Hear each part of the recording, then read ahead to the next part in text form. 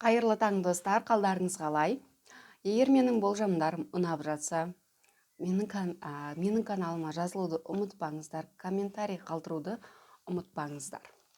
Ал мен Водоян белгісіндегі адамдарға арналған қысқаша болжамымды ұсынамын. Жалпы Водоян сіздерге ағаш және ұлудың элементі келіп тұр екен.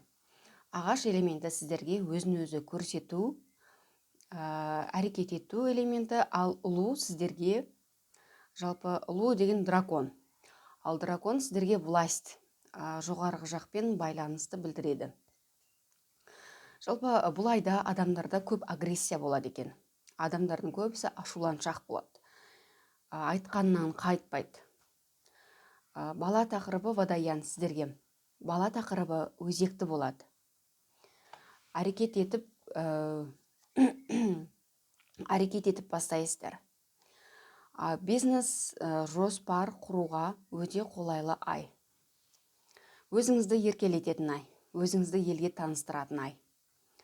Өздеріңізге қымбат дүние сатып аласыздар. Әйел адам болса, ер адаммен танысу болады. Жаңа статустарыңыз пайда болады. Жаңа статус дегеніміз жұмыста сіздерде жұмыста өсу.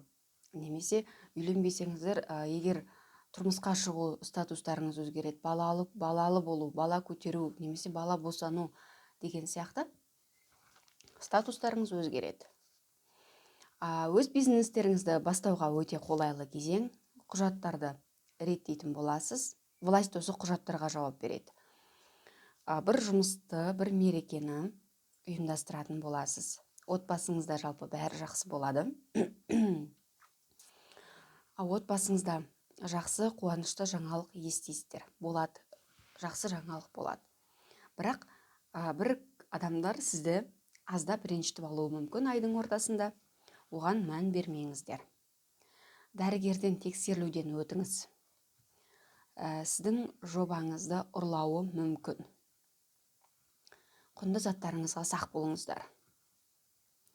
Жұмыстағы немесе өміріңіздегі ер адам сізден бір құпияны жасырғысы келеді.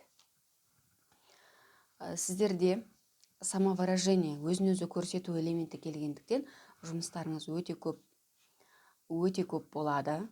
Бірнеше жұмысты қатар алып жүруге тура келеді. Кейбір жұмыстардан қашып кеткіңіз келеді, шаршайсыз. Тез әрекет етпеуге тырысыңыз. Сізден жасырылған құпияны білетін боласыз. Шығармашылық жұмыспен айналысуға өте қолайлы. Кітап оқисыз, бір курстарға жазыласыз, немесе курс сатып алып оқисыз. Бір проект бастайсыздар. Ал айдың аяғы сәтті аяқталады. Жолдасыңызды қуантатын жаңалық айтасыз. Жолдасыңыз сізге қолдау білдіреді. Ал жұмыстарыңыз алға басады. Жалпы жақсы жаңалық еститін боласыздар айдың соңында. Ал менің қысқаша ғана болжамым осындай. Мені тыңдағандарыңызға көп рахмет. Сау болыңыздар.